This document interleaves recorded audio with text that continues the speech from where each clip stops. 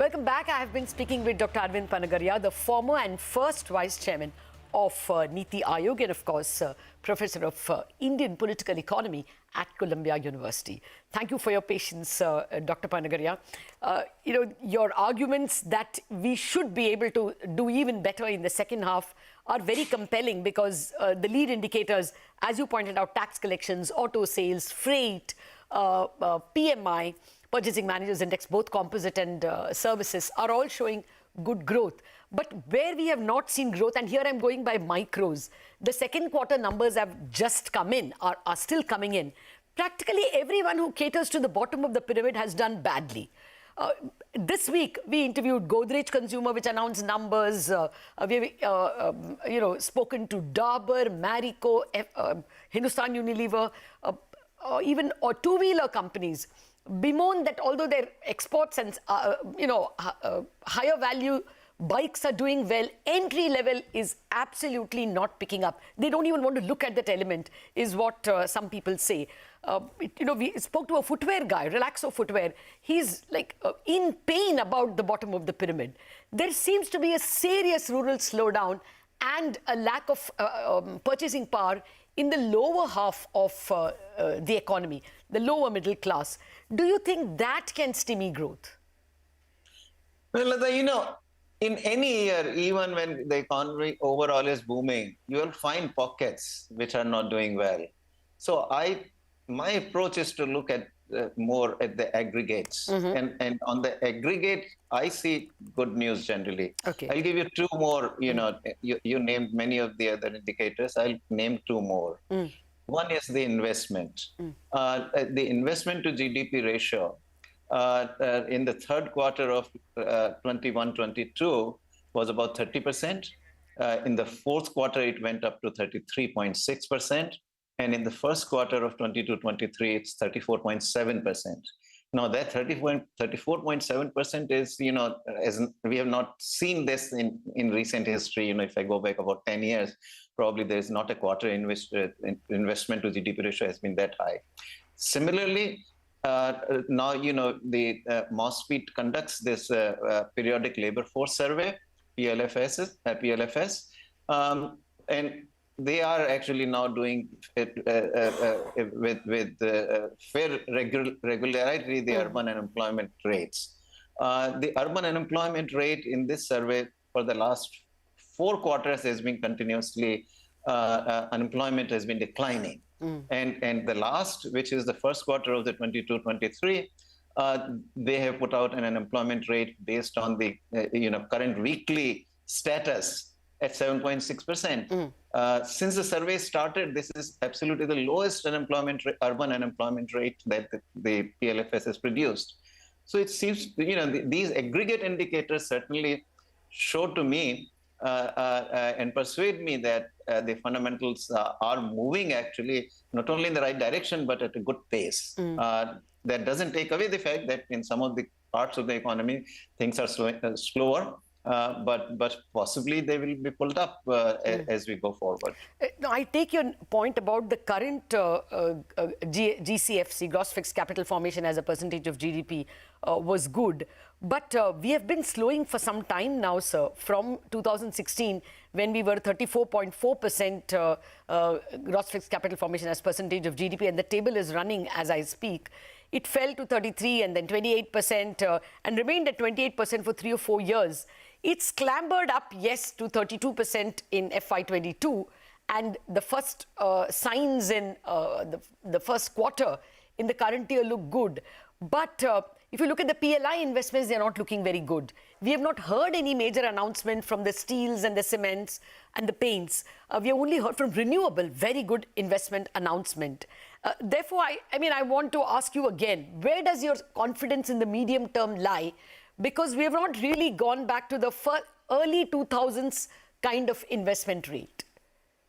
But early 2000s, we also had 8% growth rate in 2003-04 with just 28% investment to GDP ratio. And it did not climb up to the kinds of levels you are thinking, which is like 36-37%, till about 2007-08. That was a bit later. So with these kinds of investment ratios that we currently have, we have seen growth rates of 8% for sure. But let me again sort of reiterate, that if you again look at some of the groups, Tata, for example, has been investing quite heavily. Adani Group investing quite heavily.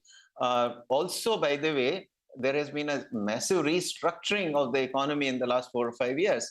Tata again, has shed some $10 billion worth of legacy assets. So a lot of the weak investments have been taken out, paving the way for more robust new investments. Yes. A lot of the unviable investments have seen the exit through the IBC process. A lot of the poorly managed but viable units like the Bhushan Steel, SR Steel, they have been now taken over by the more able managers. So a lot of this restructuring, and often, if you look at the history of our own 2003-04, when we started growing very rapidly, good bit of restructuring had happened. The banks had been recapitalized and so forth, and then you got the investment cycle going. Here also, again, the banks have been recapitalized. Banks look much more robust. Credit growth has been happening. Double-digit credit growth has come back. Yes. Take the South Korean example. After the 1998 crisis, South Korean economy went through phenomenal restructuring. In fact, a lot of the very of the weak chaeballs that were there, they saw an exit. And lo and behold, then after that crisis and that restructuring, came out of the middle income trap and began to grow much more rapidly. And today, of course, per capita incomes have decisively moved out of the middle income trap levels. So I think a lot of this restructuring also tells me that the time for the investment cycle is right now. And as I said, both in the unemployment rates as well as the gross investment rates, both the trend as well as the level make me rather optimistic that perhaps we are in for a renewed investment cycle of the kind that we observed in 2003-04 onwards. No, there's no taking away that corporate leverage is standing at its lowest in many years. And the bank credit growth is now almost touching 20%. I mean, we are at 18, 19%. State Bank announced 20% in their latest numbers. So, yes, credit growth and leverage are indicating that we could be at the start of something good. But only I have not heard big capex announcements. The other part, I mean, and I think I'm running out of time. So, the last question is on PLI. You were a little worried about the way the scheme was structured and the worry that people may be dependent too much on tariffs.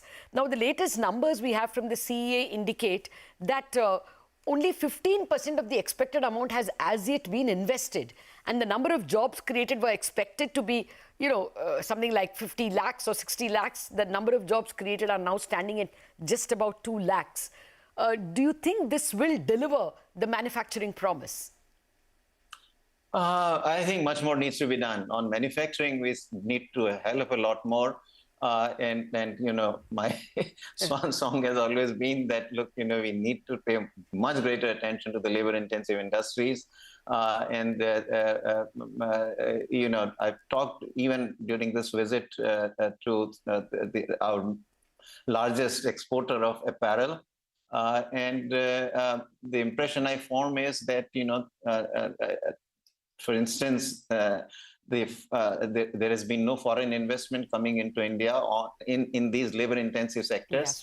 But competing countries like the Vietnam and Bangladesh are showing fairly robust foreign investment, meaning multinationals coming into these sectors. So there is something fundamentally different in the Indian economy. And one of the key things I still think is very important is the labor laws. We have not notified the new codes, particularly, code on industrial relations needs to be notified. And some of the states then will need to take a bit more initiative in raising the limit on this restriction on hiring and firing from 300 to something like, running into a few thousands at least. And I hope that states like once the laws get notified, which I hope happens fairly quickly, fairly soon, then the limits will have to be raised by the states to at least a few thousand states like the Uttar Pradesh, Gujarat, where there is a vast workforce which needs employment, good jobs. And there is something that needs to be done. We can't solve, in a way, the manufacturing problem has to be solved also to solve the good jobs problem. Absolutely. Our unemployment rate is certainly not high, but the jobs that we have are very low productivity, low wage jobs. And if you really, for those at the bottom rungs, which is really, vast workforce that is still in agriculture, about 40 to 43%, many of those have to be moved eventually into industry and services and labor-intensive ones, because that's where you're going to ultimately be able to employ them. You can't employ them, move them into things like IT industry or finance industry. And that, of course, means ensuring that labor-intensive industries as well as services do a lot better than they have been doing so far. Yes, so we are banking that digitalization and more export of remote jobs to India will create enough jobs, and that will create a multiplier effect. But as you say, sir, labor-intensive creation of jobs, labor-intensive industries should perhaps bring home the bacon. Thank you very much for joining us and explaining what are the very good chances of India achieving a 7 to 8% growth in the coming decade, and where we have to correct our policies. Thank you very much for joining us on this edition of Indianomics.